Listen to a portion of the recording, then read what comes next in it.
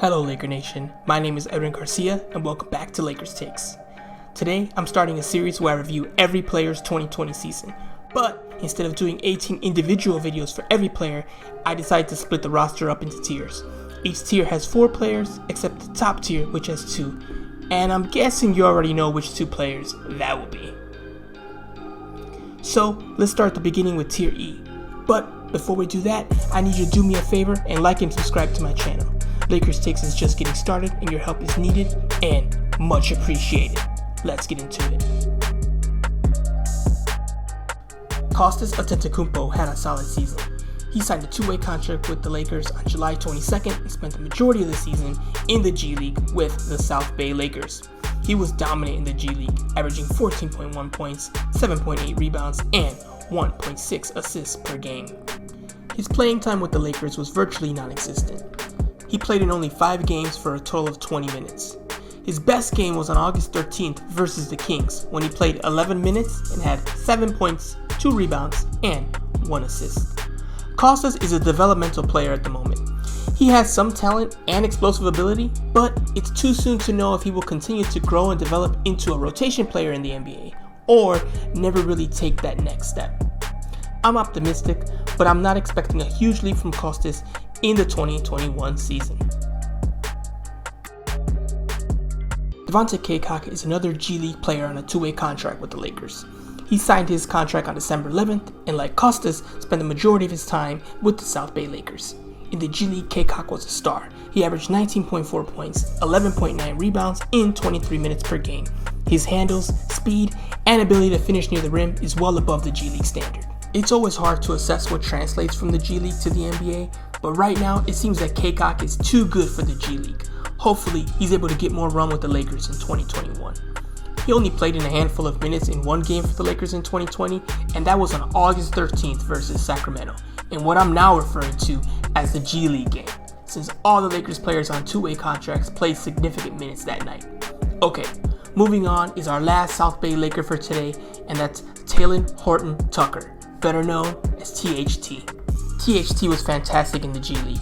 He averaged 18.1 points, 6.3 rebounds, and 3.9 assists. On another team that didn't have championship aspirations, THT likely played significant minutes and developed in the NBA instead of the G League. Of all the G League players I've discussed so far, THT played the most significant minutes with the Lakers and had the best production from the new young core.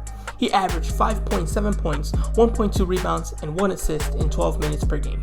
His best performance was versus Sacramento, where he played 34 minutes and scored 14 points and shot 40% from beyond the arc.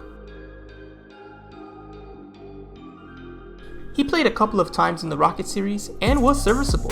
He didn't blow me away, but he also didn't make any careless mistakes and he wasn't a liability on the floor. And given the context that he's a 20-year-old rookie playing playoff basketball, I found that impressive. I think THT will play more with the Lakers in 2021. He's under contract and has shown potential. The main thing I'd like to see him improve on is his 3-point shooting and his defensive ability. In a guard-heavy league and on a team where guard play could use some improvement, a big role is on the table for Talen Horton Tucker, if he makes some necessary improvements and takes advantage of the opportunities in front of him. Last player we're looking at today is the Henny God himself, Mr. J.R. Smith. Now, J.R. was rumored of joining the Lakers all season long. A few times it even came close. But it didn't officially happen until July 1st, just as the Lakers were about to enter the bubble. In the bubble, JR didn't play much for the Lakers. During the playoffs, he averaged 3.4 minutes per game and only played in 5 of a possible 21 playoff games. His numbers for the 2020 season reflect his playing time. He averaged 2.8 points, 0.8 rebounds, and 0.5 assists. J.R. Smith was brought to this team to add depth and bring leadership. He was able to provide both. On the court, JR is a player who can defend the perimeter and is a quality 3-point shooter. He can, and has, taken big shots in big games. When he was signed, the Lakers just lost Avery Bradley, who opted not to play in the bubble. So, adding a guard who's unafraid of the big moments to a team who was about to play in big moments made sense. Now, leadership may not be the first thing that comes to mind when you mention J.R. Smith, but it is an accurate description. He is a player who can speak his mind and will never be afraid to have difficult conversations with superstars like LeBron James or Anthony Davis. These things don't appear on a stat sheet, but are important when it comes to having team chemistry and holding each other accountable. other teams in the bubble had a problem holding stars accountable, and they didn't reach the Western Conference Finals because of it. JR's impact on the court was negligible. He just didn't really play much to factor into the team's results on the court. I still think adding him was a very good move. J.R. Smith brought leadership and a quality player who could play important minutes in big games if needed. He didn't really do that for the Lakers, but he could have, and it was good to have a guard like that when Avery Bradley opted to not join the team in the bubble. Now that the 2020 season is over, I'm not sure if JR will return.